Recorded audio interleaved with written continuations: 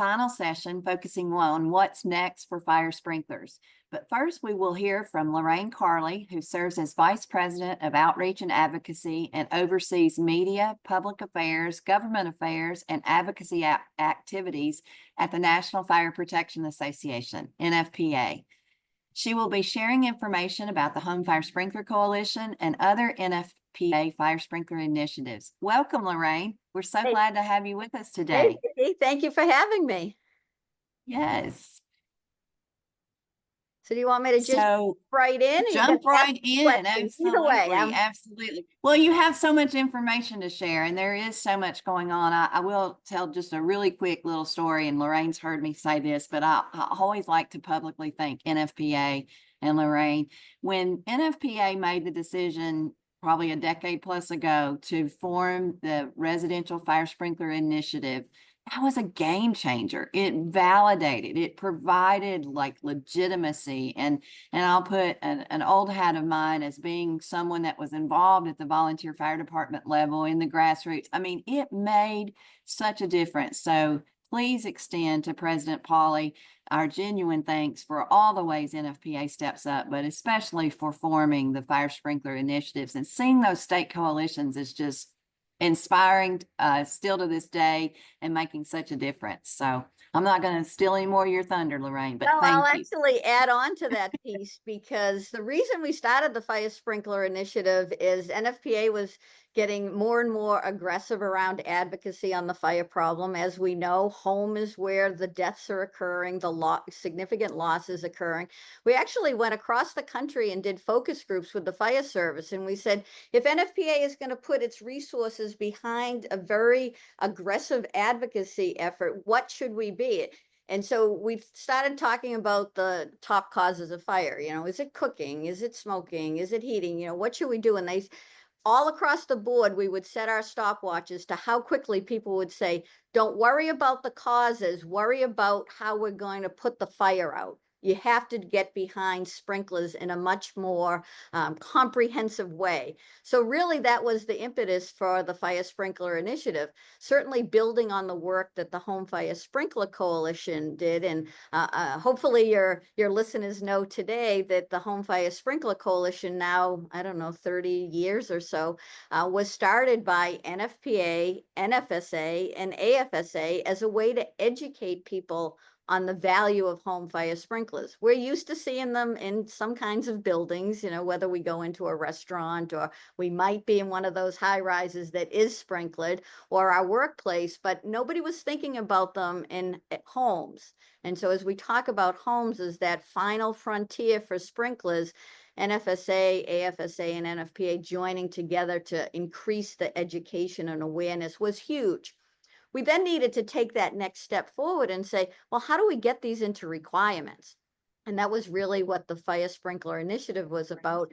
Take that educational material and get people to require that all new homes be built with sprinklers, so that we can, for generations to come, have much safer homes. So between the Home Fire Sprinkler Coalition and NFPA's Fire Sprinkler Initiative, that is what we're trying to do today. And we have lots of resources. I was listening to the last segment and heard Michaela talk about fact sheets and information. And all of that information really is derived from the material put together by the Home Fire Sprinkler Coalition. You know, and we talk about the challenges of, you know, people don't want to require things. And we've seen that pushback from the building side of things. But what we have seen a lot of success in recently is that builder incentive initiative that the Home Fire Sprinkler Coalition is.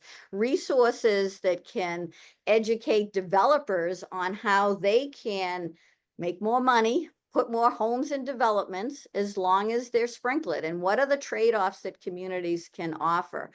So the Home Fire Sprinkler Coalition has lots of resources, free resources on what we call the Developer Incentive Program. So that's a huge one. We're seeing lots of traction with that, thousands of homes being built across the country using this model. So that's a great one. The other resources from the Home Fire Sprinkler Coalition, one is a CRR guide.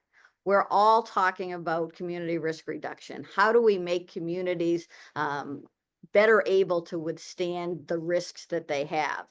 Sprinklers is certainly one of them. If homes are sprinkled, the fire departments can expend resources elsewhere on other threats that are in their community. So the Home Fire Sprinkler Coalition has lots of materials that you can use to increase the community risk reduction aspect.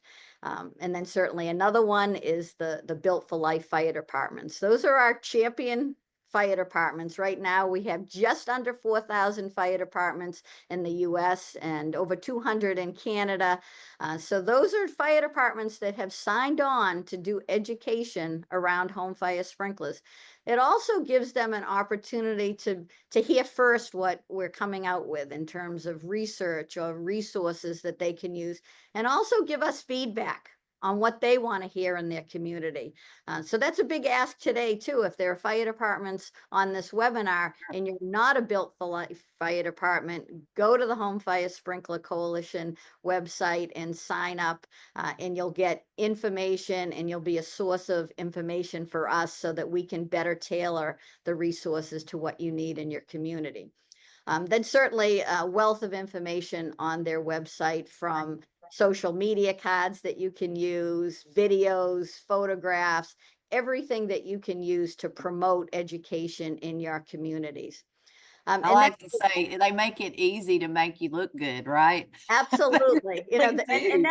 that's really the feedback, is like, you know, give us what we can use in our community. We have a YouTube video that's, you know, unsprinkled versus sprinkled. And we know, Vickie, when Right. we do those demonstrations, nothing is more powerful than seeing the speed of fire. You know, Michaela was talking earlier about how quickly home fires burn and become deadly in less than 2 minutes. You know, you can hear that, but when you see it and you're standing in front of something burning, or you see it on video, that's very powerful. So that tends to be one of the best education tools that we have. And then I'll just Agree. kind of switch gears to kind of bring it full circle to what you started with, which was NFPA's Fire Sprinkler Initiative. We now have 22 active state coalitions. They are working hard all the time in their community, but one of the big things that they all rally around is Home Fire Sprinkler Week, which will be coming up in a couple of weeks, starting on May 11th. So it's a great opportunity to get that message out there, and focus on and implementing some of the programs I talked about. Absolutely. And we do hope that everyone joins with us. There's lots of pre-packaged ways for you to get involved. And again, it's just all part of us joining together and being united. Back to the fire service one voice effort and movement. It all ties together so nicely when we do that. And the website for HFSC is homefiresprinkler.org, correct? That's right. Yeah. Yeah, get a plug in there for the Yeah, no, HFSC. And absolutely. certainly, thank you. Thank you so much for those insights, Lorraine, and thanks for being with us. Thanks for being a sponsor today. We truly appreciate all that you and Team NFPA does on a daily basis to keep the world safer and to make the world a better and safer place. The ecosystem comes to mind immediately when I said that. It's like just all part of that total package that we're all focused on.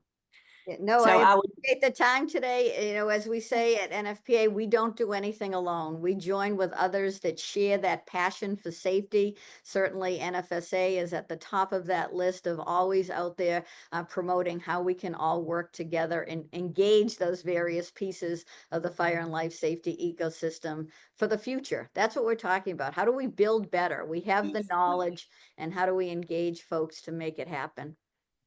Absolutely, Lorraine. And I'm reminded when you just said that, it made me think Lorraine and I came in, we hired in the same year, I think, in our respective roles with NFSA and NFPA. We became grannas and Grammies and grandmas at the same time too. And just saying that about the future, it immediately made me think of not just my children, but my grandchildren. So it really is part, and it behooves us all to be working and giving our all, working for the cause to make the world a safer and better place. So thank you, Lorraine, so much. Thank I would you, and now thank you for what you do. yeah, thanks. I would now like to welcome back Dr. Dan Madrzykowski, Andy Quinn, Chief Shane Ray, and Michaela Campbell join him back in. And I know that Emily is working the magic to bring all those folks back in. And I'd also like to add a big welcome to Chief Josh Waldo, who was appointed as the 14th Fire Chief of the Bozeman Fire Department on August 24th, 2015. And in his role as Fire Chief, Chief Waldo oversees the day-to-day operational planning and community risk reduction efforts of 53 employees working out of 3 fire stations. He also serves as the president of the International Association of Fire Chiefs, IEFC, and is the past chairman of the IEFC Program Planning Committee. So welcome, everyone. Welcome, Chief Waldo, to the mix. We're so glad you're with us. So I'm going to just pose up and say, what's next for fire sprinklers? What trends are we seeing at the state levels, and how do we overcome any challenges? It's just like y'all are like my final little panel here, and so glad to have you all with us. What's next? Vickie, is this a good time to talk about the IRC code? Sure. Okay. Absolutely.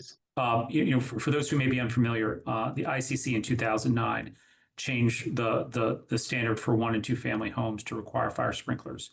And unfortunately, what we've seen across this country is primarily the home builders having a state-by-state effort to basically have the states adopt the code, but remove out the fire sprinkler provisions.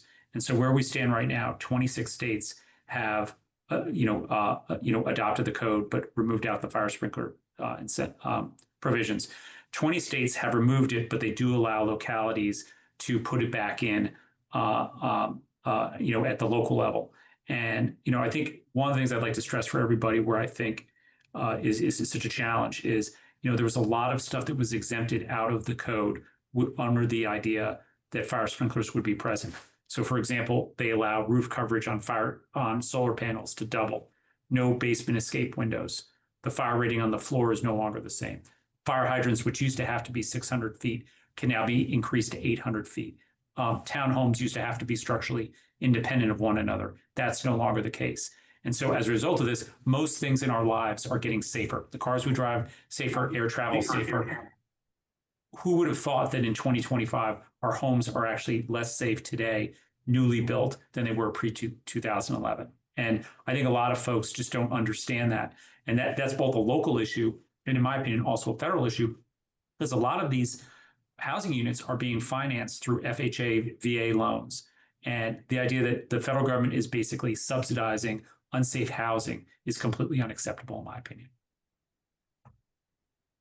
You just rattled off a whole list of things that are going to get this crew fired up. I see Chief Waldo. He's ready to jump in. Yeah, I'll jump on it before Chief Ray beats me to it. Andy, to add on to that, not only have some states, written that section of the code out, some states have even passed legislation that prohibits the adoption of fire sprinklers. And that's its own problem. And I love the fact that you bring up, the code is written in its entirety. And when you pull the sprinkler section out, we should be going back through the code and saying, well, then you don't get this, you don't get this, you don't get this. We're not doing that. We're giving all these exceptions to the way we build a home because the code assumes those sprinklers are there. And shame on us as fire service professionals. I'll put the blame where it belongs on this one. We're not doing a good enough job educating our electeds, our developers, even our residents of what happens when you pull those fire sprinklers out and you don't really look at the code holistically at that point.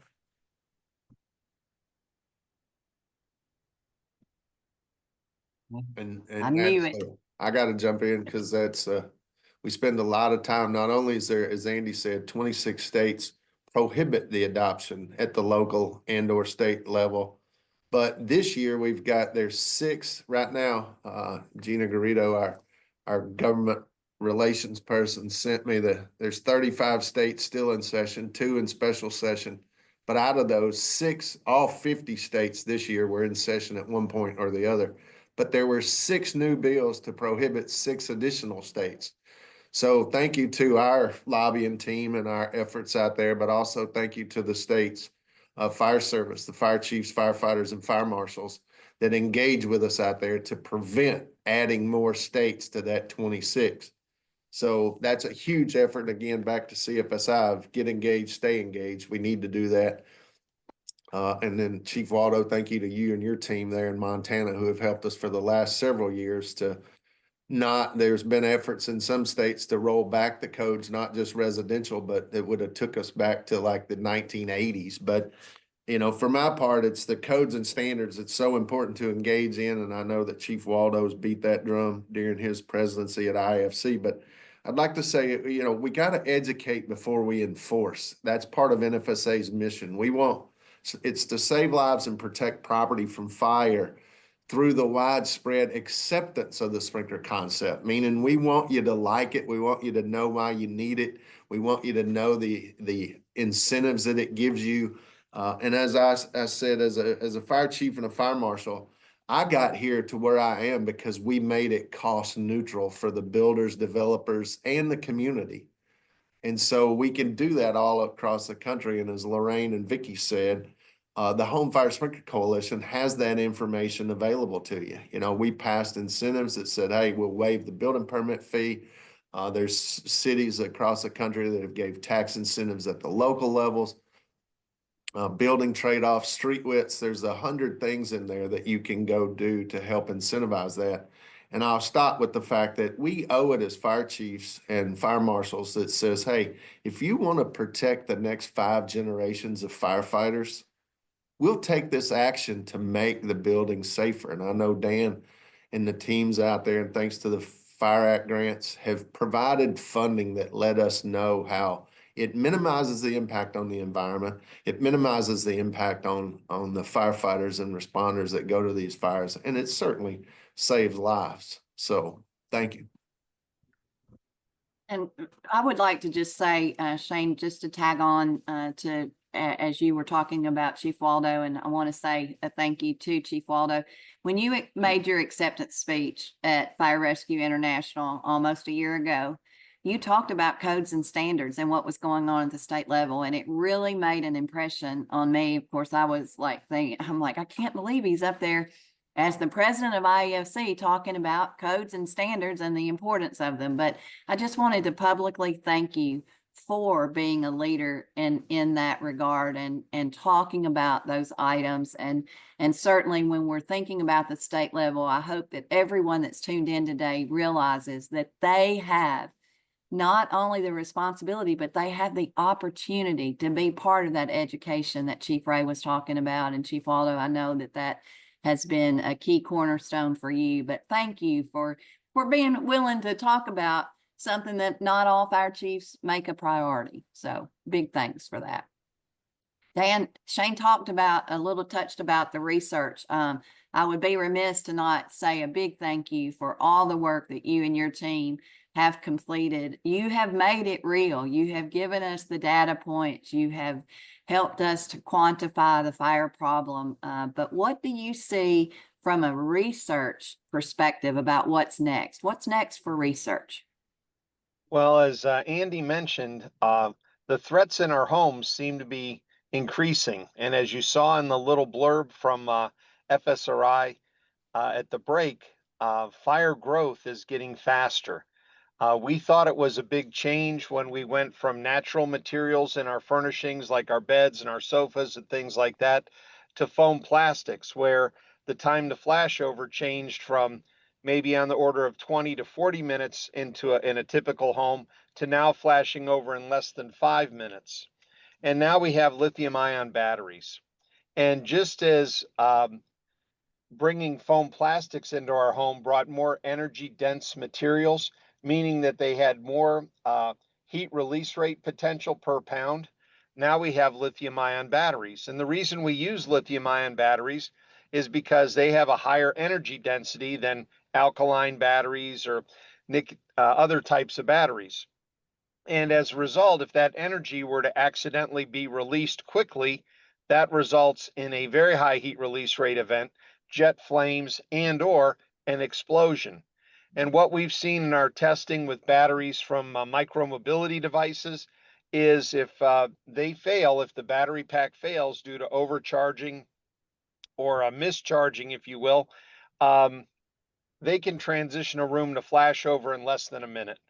So we've gone from 20 to 40 minutes down to having less than 5 minutes to respond and react to now potentially less than a minute from the time there's smoke from the battery.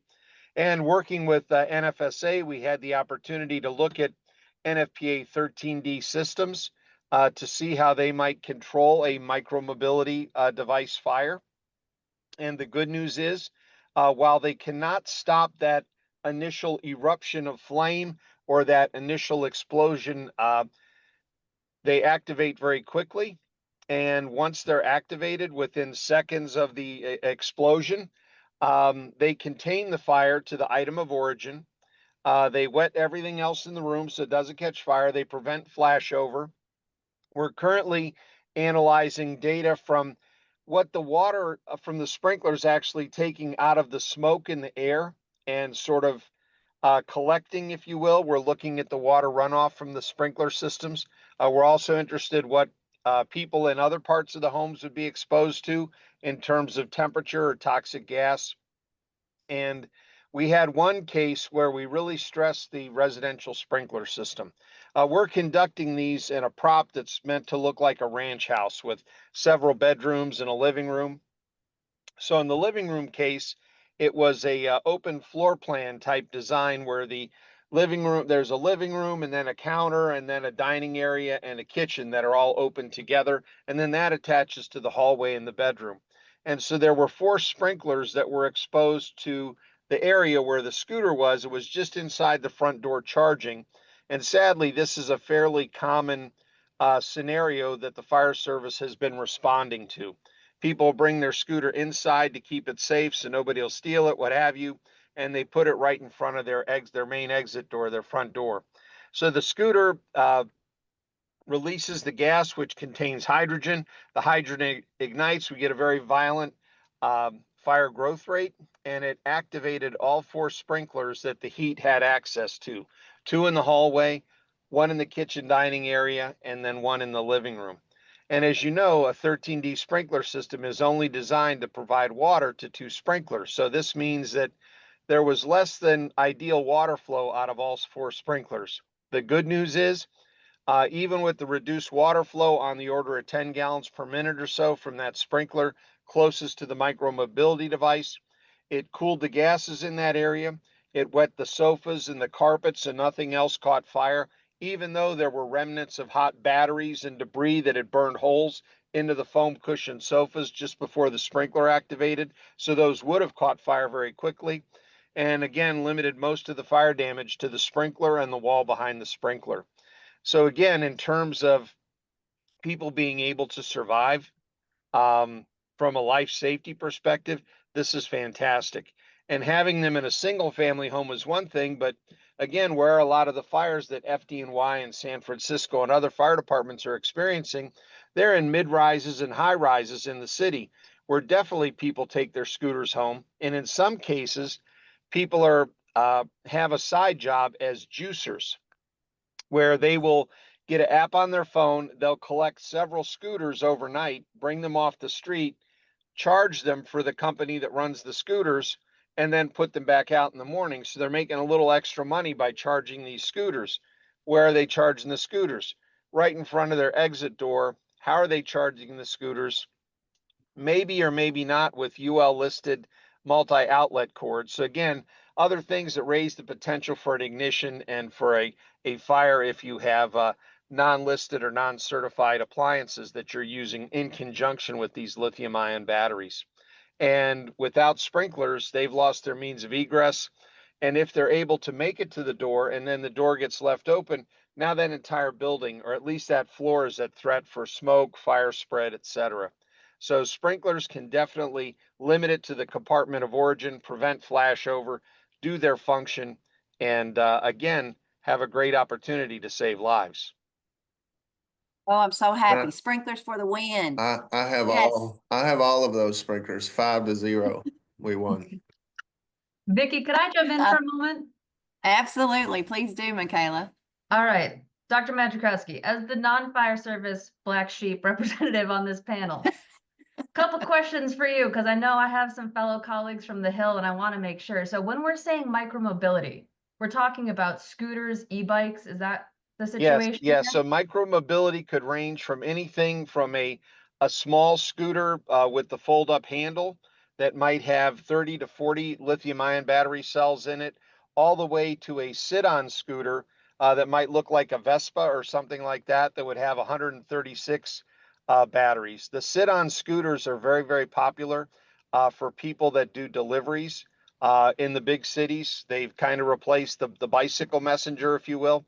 So whether it's a food delivery or a package delivery, everybody could pick up their phone and order a meal or order office supplies or whatever, and they're getting delivered on these scooters.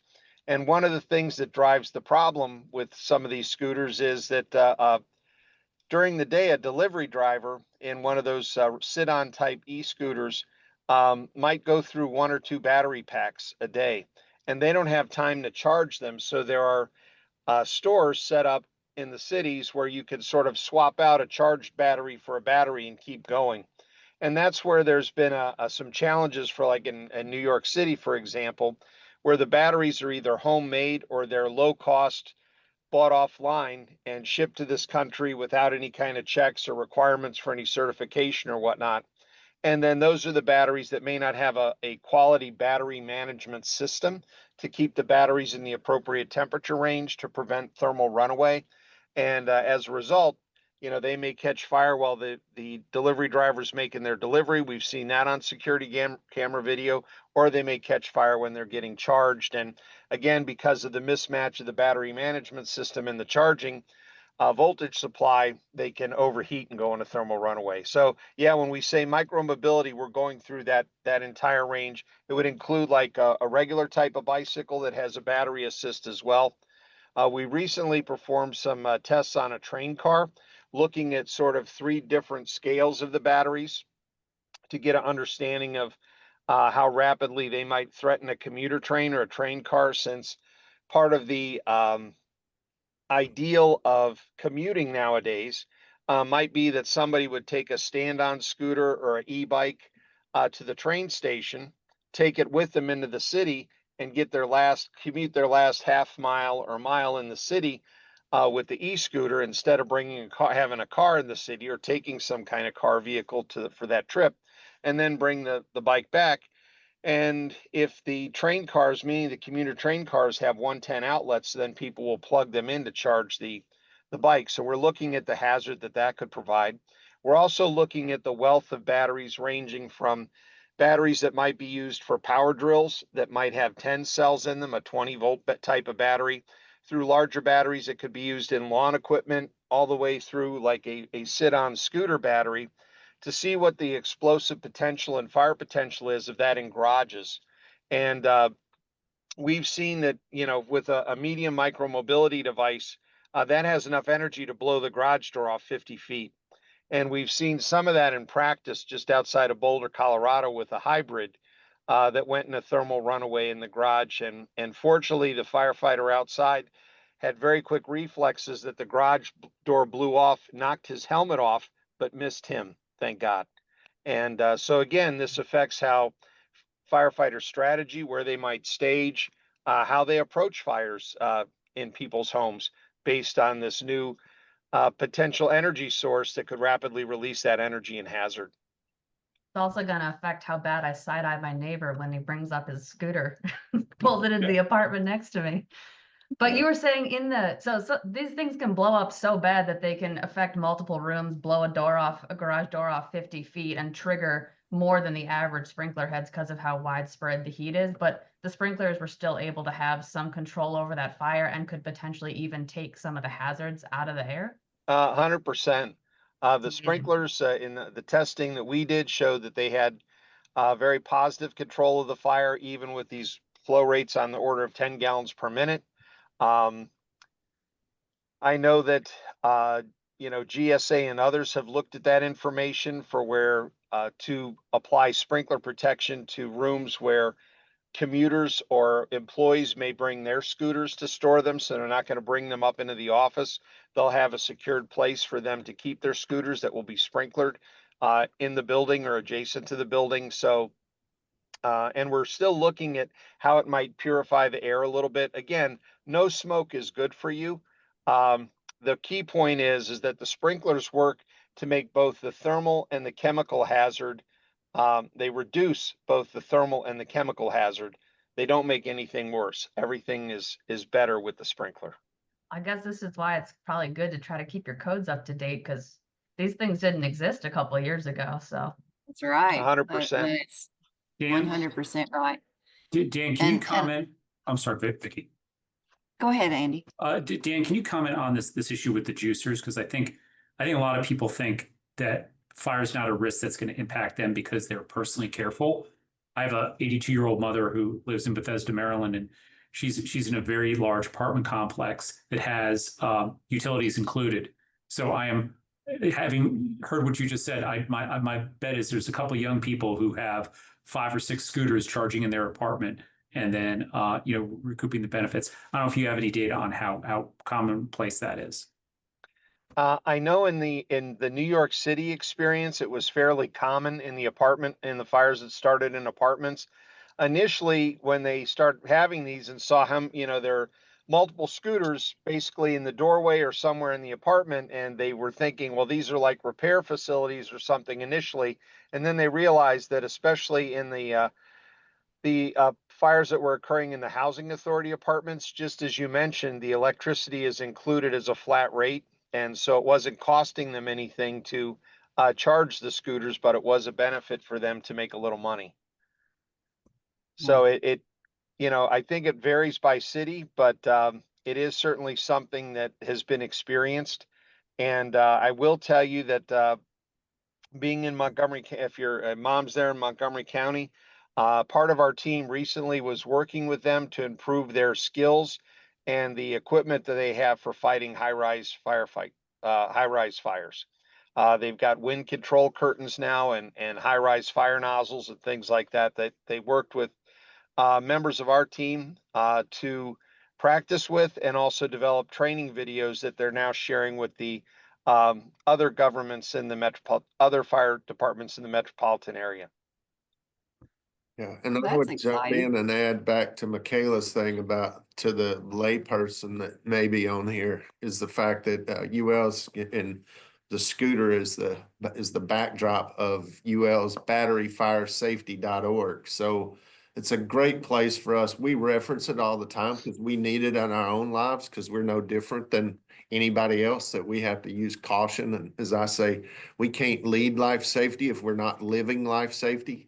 And certainly their firesafety.org is a great place to send people for all our fire service friends out there as well to use as part of their public education pieces.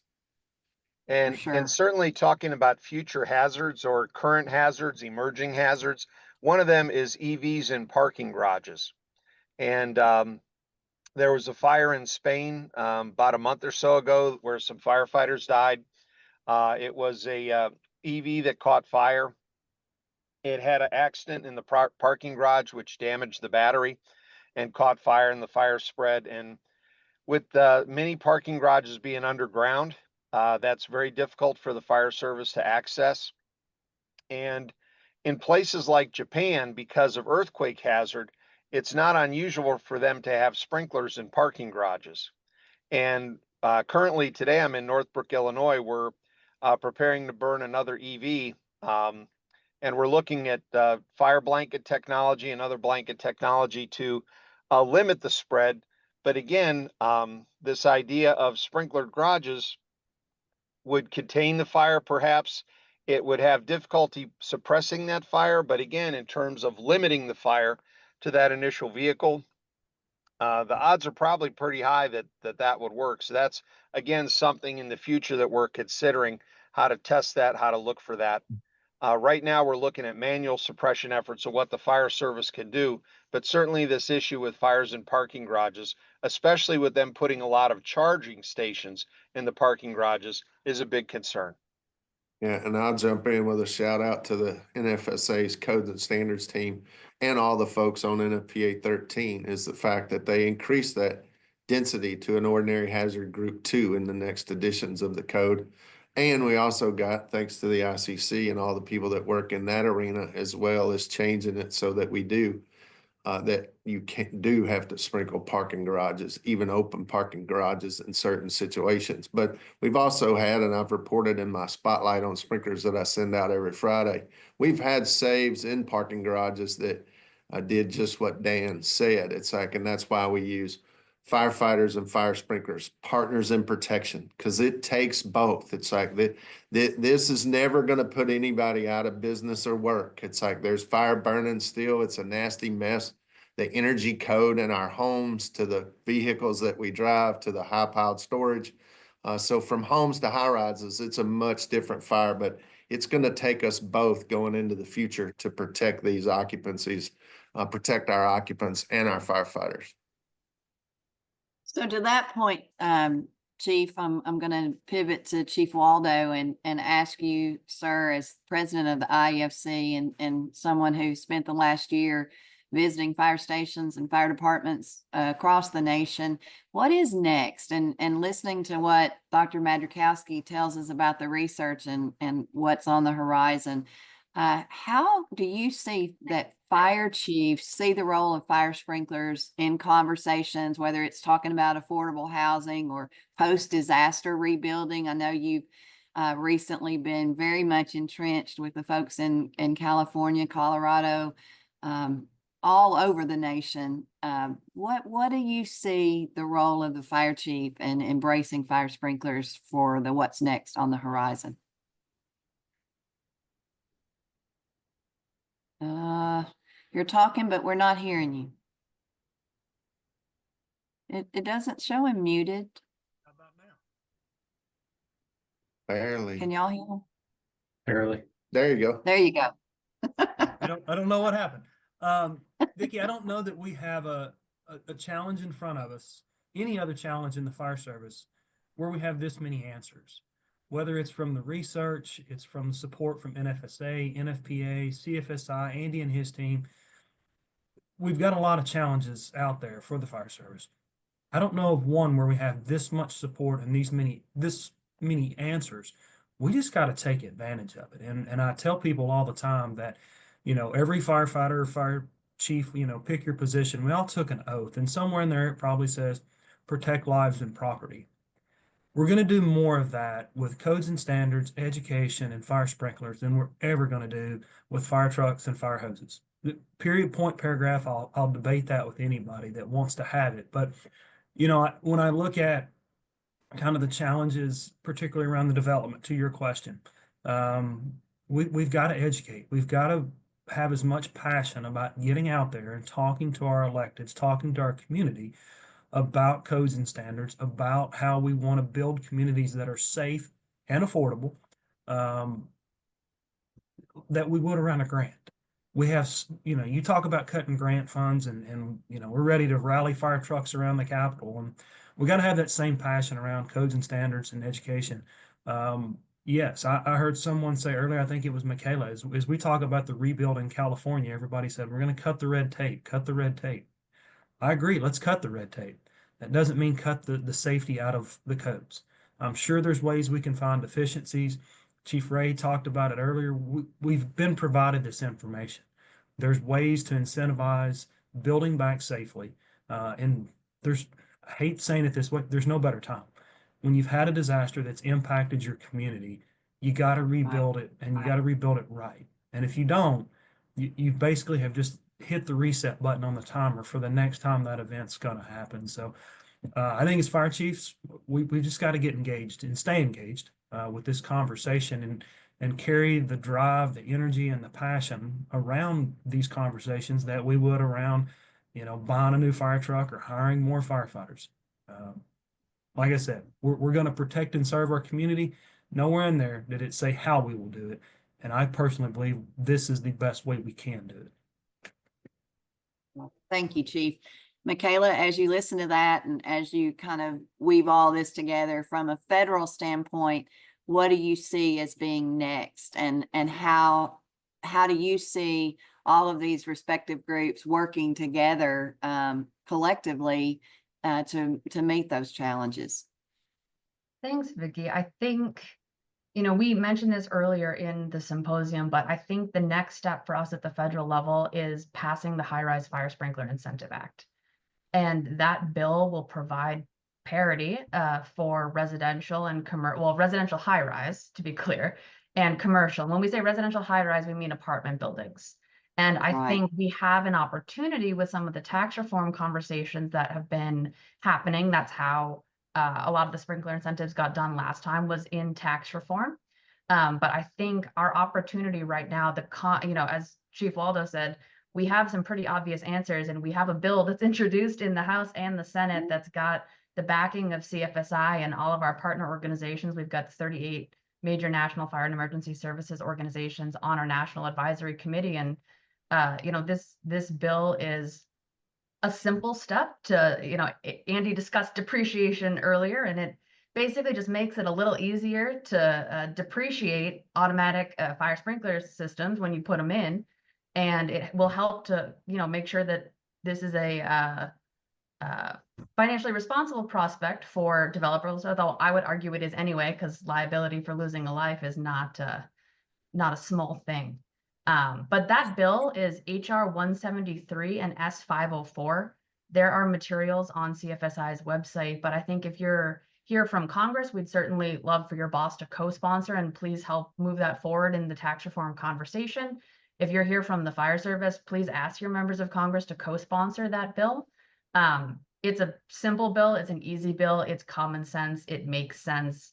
And, this is the theme that we have been seeing is there's a lot of complexities in codes and standards. That's such a simple term for such an intensely complex conversation, but we have so many new technologies that are amazing and that we are all using in our daily lives. And the way to do that safely is to make sure that the materials around us and the environment that we put ourselves in is one that is safe. And sprinklers, I think, are a part of doing that. I know there was a house fire near my hometown in last Christmas, and somebody that my family knows was involved. And in 2 minutes, she had to jump out a second-story window because of how quick the fire was moving. And sprinklers, yeah, they're going to put water in your apartment, but I think that's a heck of a lot better than, dying in a fire. That's not an ideal situation for anybody. So Yeah, I certainly feel absolutely. comforted that, when I go into a high rise,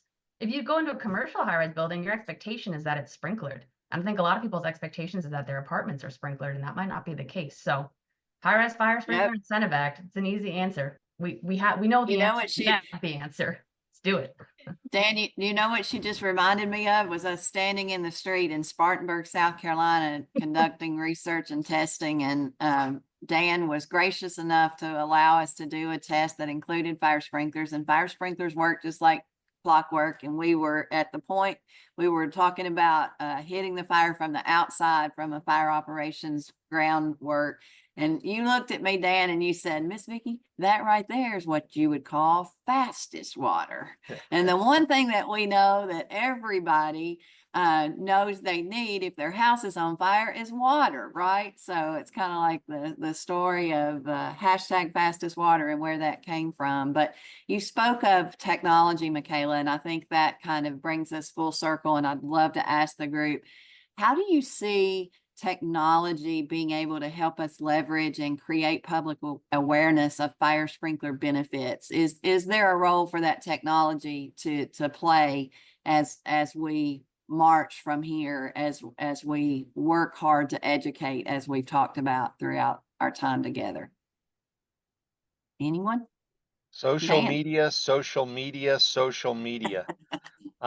Yes. It's interesting to see that we had a meeting about non-conventional residential products for fire extinguishing, whether it's balls with dry chemical that ignite and explode, or fire blankets, or what have you.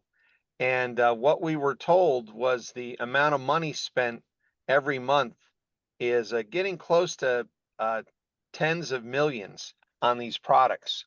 So people are paying attention. They want to improve the fire safety in their home.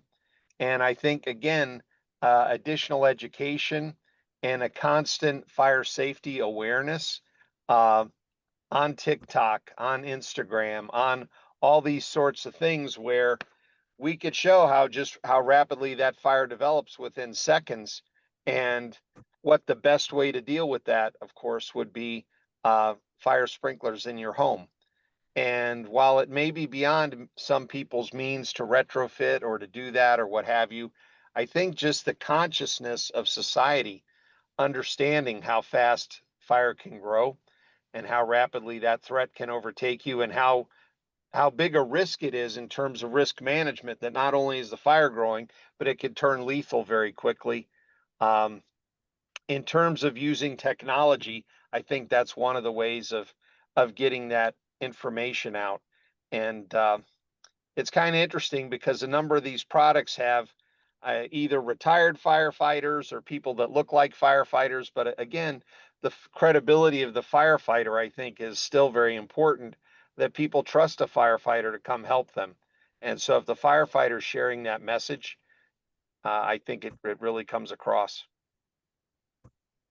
I love that. I love that, Dan, and I agree 100%. Social media, social media, social media. And I would say all of the organizations represented here in the frames are doing a ramped up and much improved. I know there's always room for improvement, but everyone has really upped their game in recent years, and I think it's part of it. Chief Waldo, I know you're thinking about Fire Rescue International. What are you thinking from a standpoint of how to embrace on the public awareness side and through social media? Oh, you're muted again, but you're not, but you are. How about now? Yeah, it's like, okay, gremlins.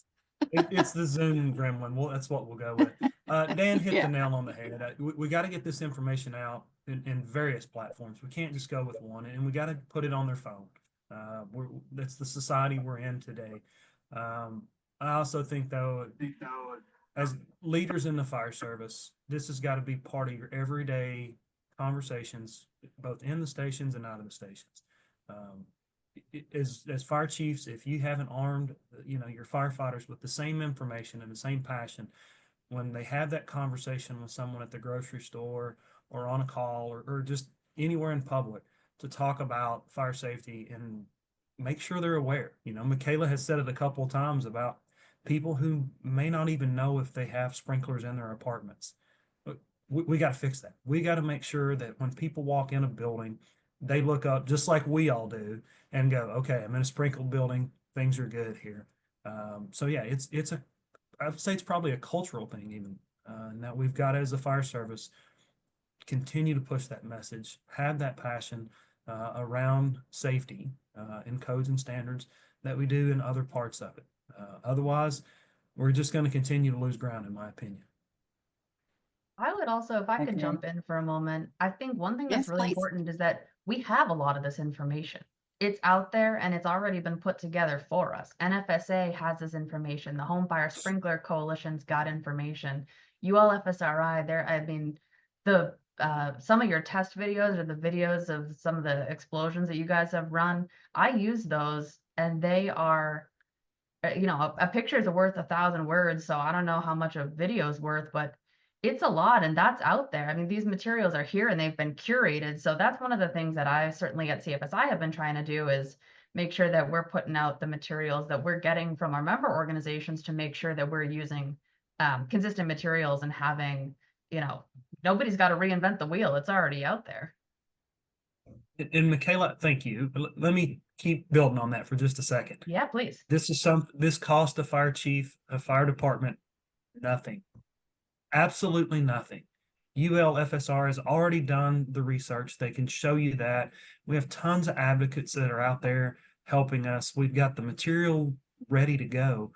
Maybe back to Dan's point, we just need to be the person in the uniform to help be the medium to the public to get that information out there. I don't think we'll find another task or another challenge in front of us where, like I said earlier, everything is already given to us as the fire service. We just need to go execute at this point. Yeah, Common Totally agree. Voices is out there. They recorded. I mean, we heard from Rob Feeney. His story is so powerful. And there are Vina Drennan's name came up as well. There are so many stories out there, and they've already been recorded very well by Common Voices. So another group that we should definitely mention. And I think, you know, I would just encourage people to use those materials. Bring them with you. If you're not sure whether you need them or not, bring them anyway. Have a list Right. of the URLs and just take them. And if not, follow up after with somebody that you've met with and send them a couple of videos, and why not? More information is always better.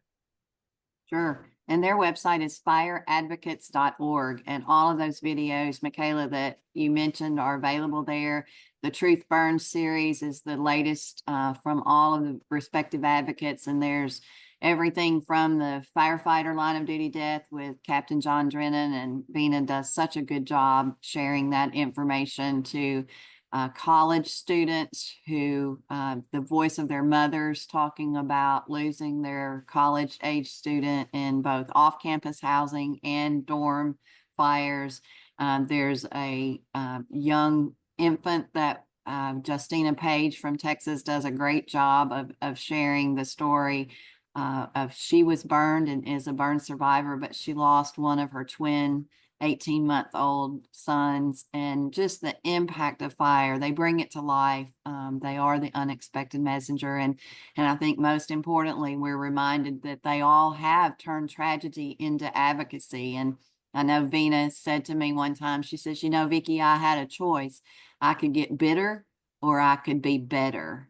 And I chose to be better. And I'm just so grateful that she made that choice. I'll switch gears here just to switch it back to Andy just for one last thought regarding the technology side and your work on the Hill. How do you see us leveraging that as we talked about? The research is complete, the social media, we have all of these tools, but how do we transition that and get it, as JD would say, rolled up that big rock on Capitol Hill? How does that help you tell the story that we have to share to our policy leaders in America? I think, you know, certainly Common Voices have been effective advocates. And I'll be honest with you, rank and file firefighters showing up at town halls and talking. I know, you know, the social media it's a force multiplier, but nothing beats, you know, kind of that face to face. The fact that CFSI has almost 2,000 first responders up on Capitol Hill meeting with offices, and they're talking about that, it's gold. Because, you know, I'll be honest with you, they don't want to hear from me. What they now, we can discuss specifics about depreciation schedules and stuff like that, but what they really want to know, they want to hear from their hometown fire chief. And I think, and you know, and the rank and file as well is, I think those are the two most powerful voices we could possibly have. Because, you know, if you look at it, you know, we have cut, in my lifetime, we have cut firefighter deaths in half. And so the fire service has a huge vested interest in making sure that they are not put in perilous situations that are easily correctable. A lot of the stuff, you know, wildfires and stuff like that they're now struggling with on an increasing basis, that's a long-term systemic issue that we have to deal with. But on things like fires in the home, there's no reason for that. And maybe I'd like to just close with one other thing is when you look at particularly, we're talking about the IRC, is there's if you have a 12,000, if you have a 2,000 square foot home, the payback, given what it costs to actually put in a sprinkler system, is about 10 to 12 years, depending on the state that you live in. Why? Because you are going to cut 25 to 30% or more off your home insurance premium. So most of us have homeowners insurance. You know, I know a lot of Americans are really struggling, particularly places like California and Florida, because the rates have gone absolutely sky high. Some providers aren't doing it. There's a lot of things that homeowners can't do with that. But Vickie, I'm looking at you right now, and I can see the sprinklers in the background. And you know, when people say they don't have the money for it, this stuff actually pays itself back. You got a 30-year mortgage, you can install fire sprinklers. Well, and if you don't have the money for it, what's the cost of a life? Yep. Right. Vickie, can I add one comment as well? Sure. Because this was Chief Waldo mentioned this earlier, and Andy did as well. But who can be an advocate? And the answer is everybody. The rank and file firefighter was mentioned. I mean, it's an honor to have the folks here today that are leaders at the national level and in national organizations. It's been fantastic to have folks from the Hill interacting. It's fantastic to have folks from the fire service interacting. So I think, you know, if we could have everybody from any of those categories, any watcher, just throw your hand up for a second. And if you've got your hand up, team, let's go, put them up. You are the advocate. Your story matters. It doesn't matter what angle you're coming from. If you're coming from the top, amazing, share that perspective. If you're coming from boots on the ground, share that perspective. If you're coming from, everybody knows somebody who's had some kind of a situation with a fire, and maybe it wasn't one to the extent where you've got a flashover situation, but your voice matters, and saying something is better than saying nothing. And that's what, Vickie, I'd like to jump in and say that's what, Sure. to use the technology, we need the 1 million plus fire service people to get on the bandwagon to say, as Chief Waldo did, codes and standards matter. It's going to impact the next. It came up at CFSI. Women in Fire brought it up that said, hey, this is 5 more generations of firefighters for every year we are out and behind in codes. And I got, being the history guy that I am here, this says 25,000 salespeople. This was a brochure to the sprinkler industry in the best I can tell is the 1950s, because this was before they changed our name. So NFSA is celebrating our 120-year anniversary. And in here it says the school board needs you. Your fire chief needs you. So this was a push within the fire sprinkler industry, which is now much more than 25,000 people. Right, we have over 15,000 union sprinkler fitters out there, and so when you add all the others that are in the industry, you know, over 50,000. But we need all the sprinkler industry. We need all the fire service. We need everybody to take a stand and say, hey, we can no longer build substandard housing. And as Andy said, Josh, Michaela, Dan, you, Vickie, that says we are subsidizing substandard housing, and Lorraine says that all the time. And thanks to NFPA for standing firm to say this is substandard housing. It is building. Because it is. We Yes. must educate and enforce as if our lives depend on it, because it does. Absolutely. Any other comments as we work toward the end? I think we've covered a lot of points. I certainly would not want to prevent anyone who has had an aha or something that we have not covered, but I really do appreciate everyone joining in for today's mini symposium. Again, I applaud the Congressional Fire Services Institute staff, Bill, Michaela, Emily.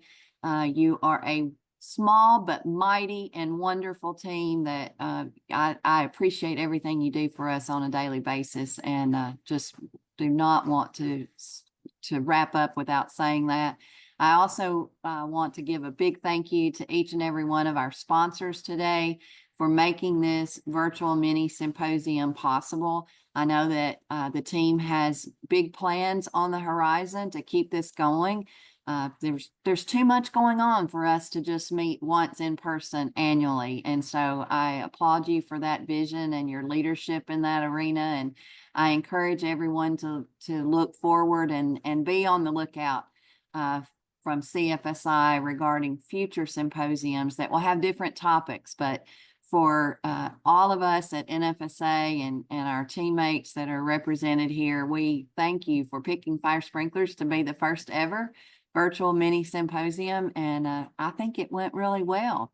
Yeah, Vickie, I got to jump in too and say, put on my CFSI board member hat and challenge all the other orgs to do what those of us you're looking at have done, and that's step up and sponsor one of these. And thank you to Michaela and Emily and Bill for listening, because this idea was born out of the feedback session that came from the symposium at CFSI we had back in February. They listened and said, hey, this, instead of just doing one thing a year, let's lead this up to a bigger conversation that happens when we all gather again in 2026 at CFSI. So I say thank you, and I challenge all the other orgs out there to say, step up, do one of these, work with Michaela and Emily and Bill, and let's make this happen again and again and again. So thank you. Love it. A big thanks to NFSA, to Fire Safety Research Institute, to USA Fire Sprinkler Fitters, to NFPA, to Common Voices. We couldn't be here without your collective support for today. And to everyone who participated as a panelist and a presenter, thank you for your time and your energy and just all things. So Sure. there I you was go. just gonna bring it back to the Station nightclub to remind everybody that, the Station nightclub was grandfathered in, and that's why it did not have sprinklers in 2003. And so with regard to the High-Rise Sprinkler Incentive Act, for all those existing high rises out there that are effectively inherently safe, this is a great opportunity to address that grandfather clause and give the building owners an opportunity to bring their to increase the safety and give the safety the residents deserve in those in those residential high rises. Amen. Agree. That's great, and a great full circle there. There's our exit survey. Please take a moment and join in. For those of you who are tuned in, what aspects of today's sessions have been most useful to you? This is a short answer opportunity for you to send that in. And what topics would you like covered in future sessions? And it's okay if you think of something after we've gathered together. If you are driving down the road in a few days and you think of something, feel free to reach out to myself, to Michaela, to any of us that you have seen here today, and we'll be happy to relay that to the CFSI team for the future. Again, a big thank you to our sponsors. Thank you to our participants. And let me just close by saying that we all can make a difference. And I think by working together, we will make a difference on this topic that we've spent a good portion of our day today focused on, and that being the technology that we know as fire sprinklers, and the fact that the more places we can get fire sprinklers installed, indeed, the safer the world will be. So a big thanks to everyone. Without any further comments, we will officially close our first ever Congressional Fire Services Institute mini symposium, and thanks again, everyone. Thank you all. Be safe. Bye, y'all.